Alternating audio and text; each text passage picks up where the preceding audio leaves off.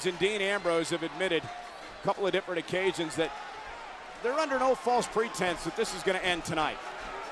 They understand that this rivalry is going to continue and going to continue as this turf war for superiority continues in WWE. And this is Ambrose and Harper starting things off. The lunatic fringe, Dean Ambrose, the unhinged Ambrose, and the, well, out there, Luke Harper.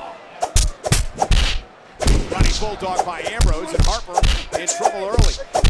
Bray Wyatt in there as well, and right into a right hand by Roman Reigns.